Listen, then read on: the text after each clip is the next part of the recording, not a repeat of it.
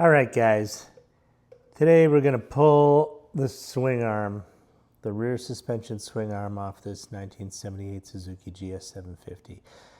I was thinking that I probably needed to replace the swing arm bearings.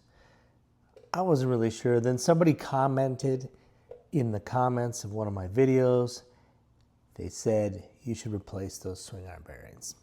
So one of the things that's kind of unique about this bike is this bike has needle bearings in the swing arm pivot. So they're not just plain bearings, they're actually needle bearings.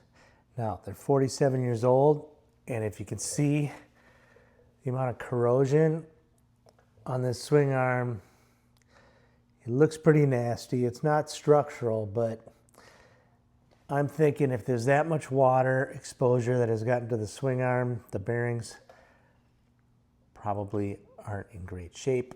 Then you look at this little radius rod for the brake, and the pivot is super stiff. So because we've already got the rear wheel removed, we've already got the brake caliper removed, we've already got the master cylinder removed, we're waiting for brake lines, custom brake lines to come in. We might as well pull the swing arm and strip off this corrosion, repaint it, pull the bearings.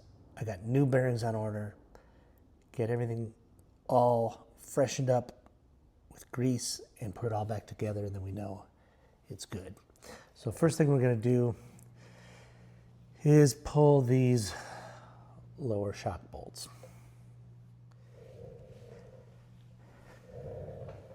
Now the manual says to pull the shocks off completely. I don't really see why that's necessary. Obviously the top of the shock is not connected to the swing arm at all. And I've got so much of this bike pulled apart already.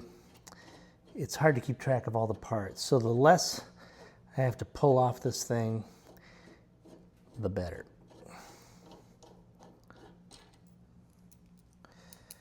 If this swing arm pivot is nice and lubed up, this swing arm should really just drop when I pull this bolt out. Let's see what happens. Oh, it does. All right, let's pull this swing arm pivot.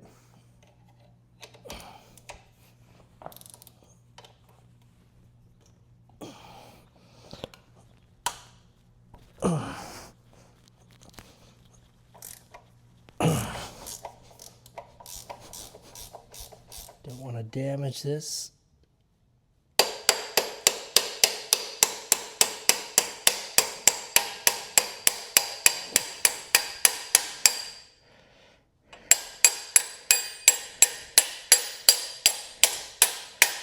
All right, making progress.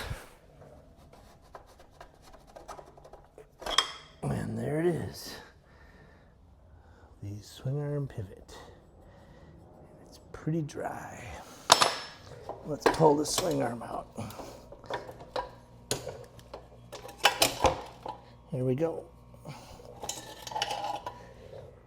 Okay guys, we got our swing arm out here on the table. Pulled the end caps off and these little bearing spacers. If you look inside here, you can see the needle bearings. And if I move them around, I mean, they don't seem terribly warm, but I think you can probably hear the grittiness in there. So, yeah, this one's filthy.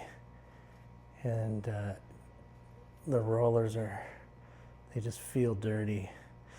So there's a special tool for removing these needle bearings. I gotta figure out how to get that. And then there's another special tool for reinstalling the new ones. But what we're gonna do is we're also gonna sand off a lot of this corrosion, which is super nasty and crud. And we're gonna repaint this, and we're gonna pull apart this pivot point here, clean everything up, reinstall it so it's not so stiff. That'll be the plan for our Swingarm. Oh, look at that. This thing's just coming out.